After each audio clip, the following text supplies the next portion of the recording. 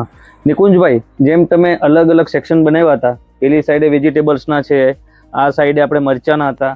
હવે તમે અમને આ સમજાવશો કે આમાં તમે બહુ જ બધી વેરાયટીનું ડિફરન્સ આવતું દેખાય છે મને. હા. તો આમાં કઈ કઈ વેરાયટી છે કે જેનું તમે અત્યારે ગ્રો બેગમાં પ્લાન્ટેશન કર્યું આમાં છે? અલગ અલગ વેરાયટીઝ છે, જેમાં તમે આ તરફ ધાણાની એક દેશી વેરાયટી હતી. બરાબર પછી છે. આ સિવાય આપણે આ જે બર્ગરમાં જે યુઝ કરવામાં આવે છે ને, જે આવે છે ને લેટ્યુસ એ આ વેરાયટી છે. બરાબર છે. ત્યારબાદ આ બાજુ તો કોબીજની વેરાયટી છે, ઓકે. અને આ બાજુ ફ્લાવરનું એ છે. હા, પર્પલ કોબી છે. અને આ પેલો છે તે ફ્લાવર, જે યલો ફ્લાવર આવે છે ને, હા હા. એ યલો ફ્લાવર છે. અને Okay. ફ્લાવરમાં 3 વેરાયટી છે, સફેદ, પીળા, પછી પર્પલ પણ એક વેરાયટી છે. બરાબર છે. કોબીજમાં પણ એ રીતે વેરાયટી છે. રેડ કોબીજ છે, પછી પિંક કોબીજ છે, અને આપણે જે ગ્રીન આવે છે એ વેરાયટી છે.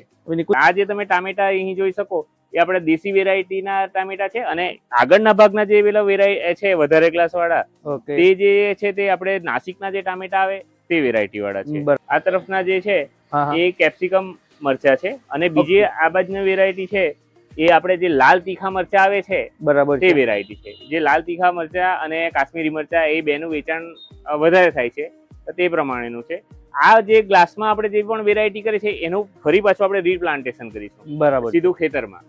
અને ત્યારબાદ ખેતરમાં આપણે પ્રાકૃતિક ખેતીમાં જે નિયમ પ્રમાણે છે તેનો આપણે આયામનો ઉપયોગ કરીને એનો આપણે જતન કરીશું. એટલે આદુ તમે જોઈ શકો છો, પછી આ કાંદા છે, વ્હાઈટ કાંદા છે, લાલ કાંદા છે, જો લસણ છે, બરાબર, એ પણ તમે જોઈ શકો છો.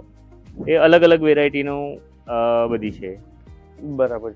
આ સિવાય તમે અહીં જો આ જે ગ્લાસમાં ટામેટા જે હતા ને, બરાબર એ છે, આ બેડમાં તૈયાર કર્યા છે. હવે બેડમાં પણ અમે મિશ્ર પાક પદ્ધતિ કરી છે, જેમાં તમે જોવો કે આ જે ટામેટા આપણે તો વાવી દીધા છે. ઓકે, એ તમે રીપ્લાન્ટેશન કરેલા છે તે છે. હા. ત્યારબાદ આ જે ખરા ને આપણે સૂર્યમુખીનું ફૂલ, એનું પણ કર્યું છે. અને સાથે સાથે પછી મેથી પણ અંદર નાખી હતી. બરાબર. અને એ રીતે અમે કર્યું છે. આ બીજો બેડ જે તમે જોઈ શકો અહીંયા, તે તરબૂચનો છે. એ લાલ તરબૂચનો છે. આ રીવા જોઈ શકો છો. જો આમાં મિશ્ર પાક પદ્ધતિ જ કરી છે. તેમાં જો આ તમને દેખાય છે, આ જે મેથી છે અને ટામેટા છે. એટલે પ્રાકૃતિક ખેતી માત્ર ખેતરમાં જ મિશ્ર પાક પદ્ધતિ કરવાનું એવું જરૂર નથી, પણ આ રીતે પણ આપણે મિશ્ર પાક પદ્ધતિ કરી શકીએ છીએ. એ તમે અહીં નહીં, આ સિવાય અમે ઝુકીની કરી છે. ઝુકીની અંદર આ જે ઝુકીની છે એની અંદર અમે ધાણાનું પણ વાવેતર કર્યું છે. ઝુકીની કાકડીની એક વેરાયટી છે, અને એ આપણે એનો પણ સલાડમાં આપણે યુઝ કરી શકીએ છીએ, જ્યુસમાં પણ યુઝ કરી શકીએ છીએ. એ અલગ અલગ વેરાયટી આવે. અને આ તરફ તમે જોશો તો આ જે પેલી ચોળી છે, જે તમે આ લાંબી જે ચોળી થાય છે એ છે.